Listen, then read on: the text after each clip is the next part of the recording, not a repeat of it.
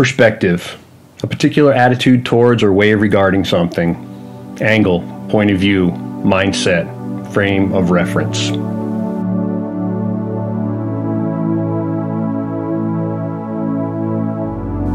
Perspectives tend to vary in accordance with where one happens to be sitting or standing.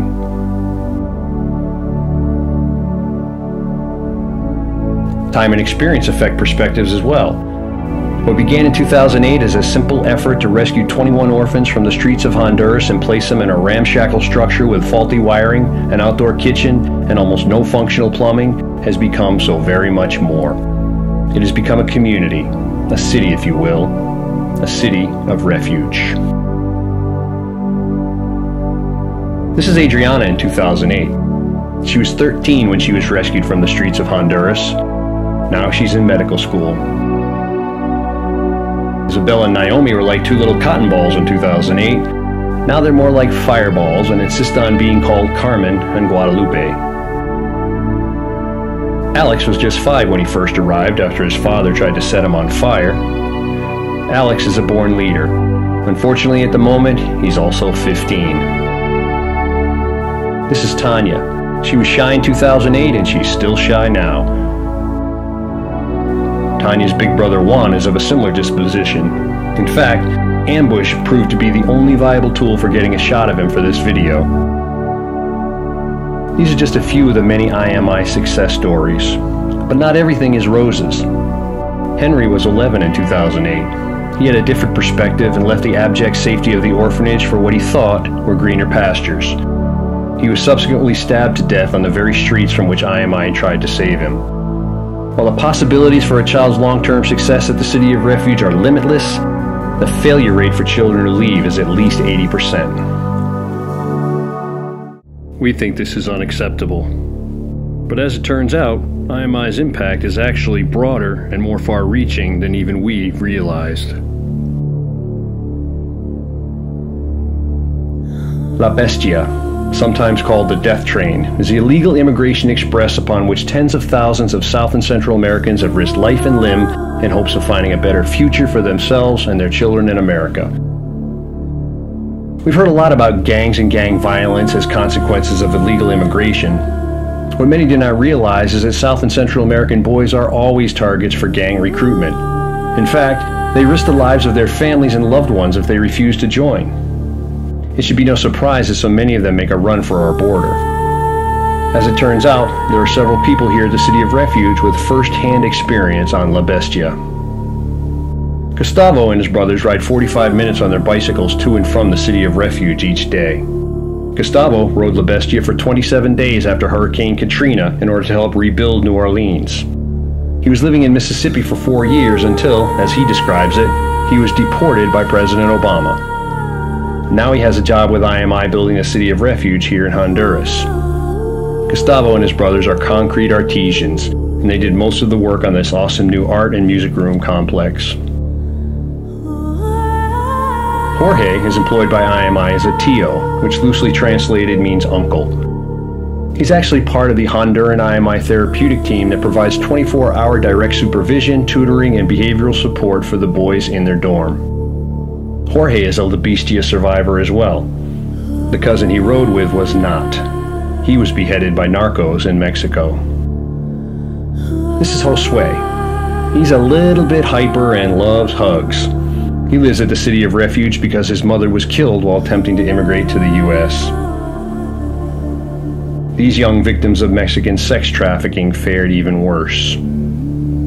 Please understand, this is not hyperbole, and I'm not trying to freak people out. What I'm attempting to do is to lend some perspective to what IMI is actually doing. As Christians, we need to understand that there's more at stake in terms of immigration than the American way of life. We're fighting for the lives and the futures of innocent children. All we are asking is for the means and opportunity to save more. Meet Daniel and his younger brother Carlo. They are brand new additions to the IMI family, and like most street kids, they have certain dysfunctional street habits and lots of new skills to learn. Even so, I'm particularly grateful to Carlo for applying some of his street skills to model the infirmary and the IMI medical staff in action.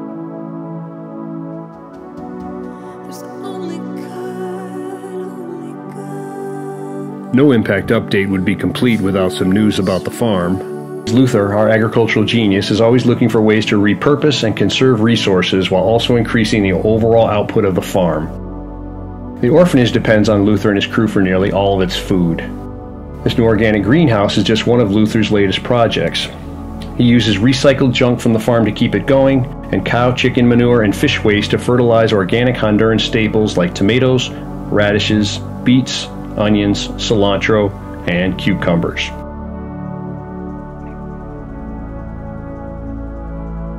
The idea, as Luther puts it, is to conserve expensive diesel fuel and water by pumping water from the well to the fish tanks to the irrigation drip lines in the greenhouse, and then the excess water is siphoned off to water high-protein cow grass in the pasture below. Milk cows need to eat 10 to 20% of their body weight in grass each day. Right now, the cow population is almost growing faster than Luther can feed them. We have the land, but as usual in the third world, the issue at hand is finding water and the energy to pump it. I realize that many of the people watching this video grow corn, but bear with me. We're from Hawaii, not the Midwest. And while you'd probably be excited by our boring old palm trees, turquoise water, and pristine beaches, we just happen to be fascinated by all that goes into producing corn and culminates in hot tortillas on the grill. The kitchen is as amazing as ever, especially with Caesar, our new cook.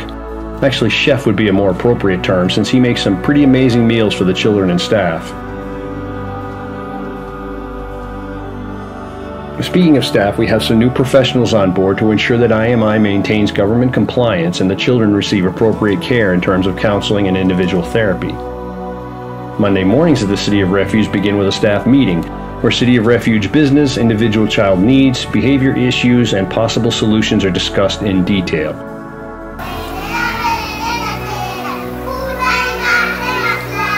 As always, education remains paramount at the City of Refuge.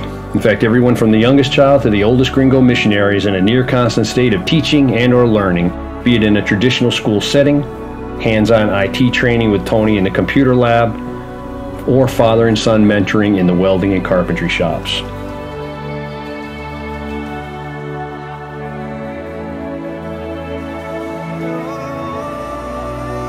There are after-school music lessons, video editing and production classes, weight training classes, English classes for Hondurans, and Spanish classes for gringo missionaries. Yes, we've come a long way since 2008. But let me ask you a question. Has your own perspective changed? After all, there's a reason why God led you to sit here in the seat where you're sitting now, and it's not just for you to receive a word about you. If you're Christian, you're called to do more than simply seek an encounter with God for yourself. There's much more to this walk than going to church and seeking prosperity for you and your own.